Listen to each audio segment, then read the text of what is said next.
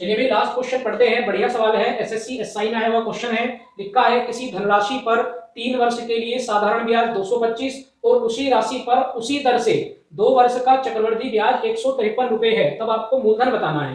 तो भाई जब मैं आपको कंपाउंड इंटरेस्ट का चैप्टर करा रहा था तो वहां मैंने आपको एक कॉन्सेप्ट बताया है, डिटेल वाला कॉन्सेप्ट, और वहां मैंने आपको एक बात बताई थी कि जितने भी साल आपको दिए जाएं आप उसको उतने ही हिस्से में बना लेंगे। तो आपको 3 साल का साधारण ब्याज दिया गया है 225।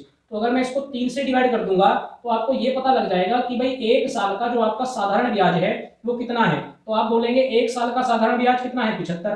तो क्योंकि भाई ब्याज की दर नहीं बदली है, तो अगर पहले साल 75 होगा तो दूसरे साल भी 75 होगा और तीसरे साल भी कितना होगा, 75 होगा। सिंपल सी बात है, यही हमने पढ़ा है। हमने ये भी पढ़ा है कि पहले साल जो आपका सिंपल इंटरेस्ट होता है वही आपका क्या होता है, वही आपका कंपाउंड इंटरेस्ट होता है। यानी पहले साल का चक्रवृद्धि ब्याज भी कितना हुआ, 75 रुपए ही हुआ।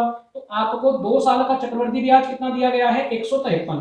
तो भाई उसमें से आपको 1 साल का चक्रवृद्धि ब्याज भी मिल गया, वो कितना मिल गया, 75। तो अगर आप यहाँ से 75 को माइनस कर देंगे तो आपको पता लगेगा कि दूसरे साल का जो चक्रवृद्धि ब्याज है वो कितना है, 78 रुपए है। क्योंकि भाई पहले साल में तो दोनों बराबर रहेंगे, तो इसका मतलब दूसरे साल में जो आपको ब्याज मिला वो कितना मिला, वो आपको 78 रुपए मिला।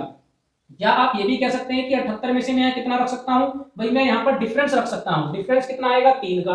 भैया कैसे कैलकुलेट करते हैं, ये आपका पहले साल का चक्रवृद्धि ब्याज, ये आपका दूसरे साल का चक्रवृद्धि ब्याज। तो कैलकुलेट कर सकते हैं, 75 और 3 कितने होंगे, 78 होंगे। और ये अंतर भी है क्योंकि 78 और 75 का डिफरेंस कितना आ रहा है, 3 आ रहा है। अब आपसे क्या पूछा गया है, आपसे ब्याज की दर पूछी है, ब्याज मूलधन पूछा गया है। तो मैंने आपको एक तरीका बताया था कि यहाँ से हम कुछ ना कुछ फ्रैक्शन कैलकुलेट करते हैं और तब जाके हमें क्या मिल जाती है, हमें रेट मिल जाती है।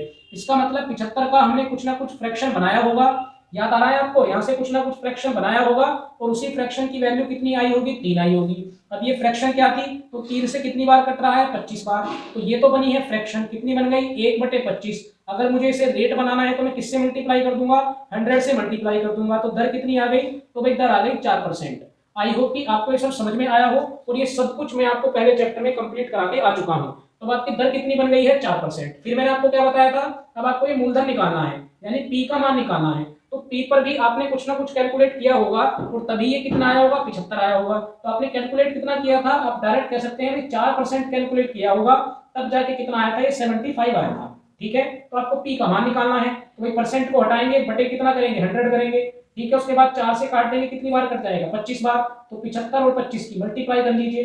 कैलकुलेशन जैसे आपको आसान लगे आप वैसे कर सकते हैं। 25 से कैलकुलेट करेंगे, 25 पंजे 125, कितना बच जाएगा, 12। 25 सत्ते 175, 175 में अगर आप 12 जोड़ेंगे तो ये हो जाएगा आपके पास 187। तो जो आपका कंपाउंड, जो आपकी धनराशि थी, जो आपका मूलधन था, वो कितना था, 1875।